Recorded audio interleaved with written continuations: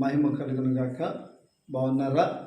ఈ ఉదయకాల సమయంలో మారుదిన కార్యక్రమాన్ని వీక్షిస్తూ బలపడుతున్న మీ అందరికీ ప్రత్యేకమైన వందనాలు, శుభాలు తెలియజేస్తున్నాం.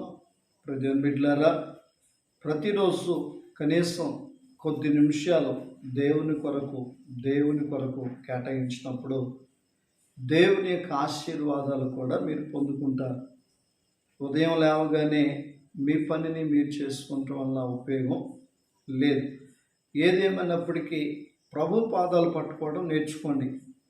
ప్రభు పాదాలు పట్టుకున్నటువంటి వ్యక్తి ఎన్నడూ ఎప్పుడు కూడా సిగ్గుపడలేదు.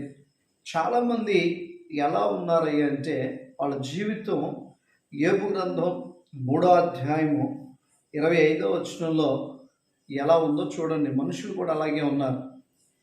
ఏది వచ్చునని నేను బహుగా భయపడుతునో అదే నాకు సంభవించుచున్నది, నాకు భీతి పుట్టించినదే నా మీదకి వచ్చుచున్నది.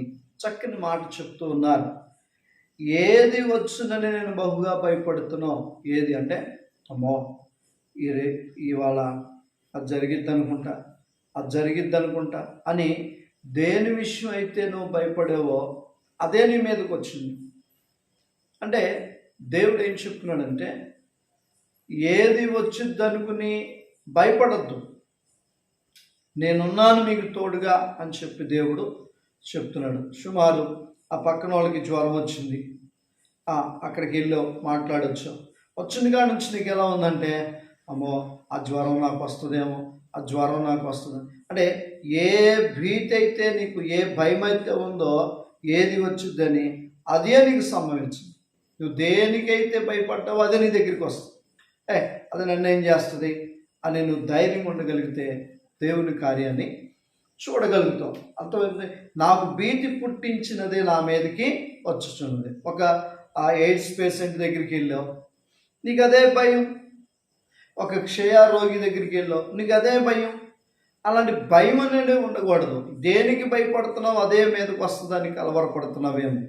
ఈ చిన్న మాట అర్థం చేసుకో. అలాగైతే తల్లి అయిన మదర్ తెరీసా ఎంతమంది కుష్ఠరోగుల దగ్గరికి వెళ్ళి తన చేతులతో వారిని ఆ చీము రక్తం గట్లో పిండి బాగు చేసేటువంటి పరిస్థితి తీసుకొచ్చింది. అంటే ఆ తల్లిగారికి ఈవేళ నాకు అంటిద్దేమో అనే భయం, భీతి లేదు.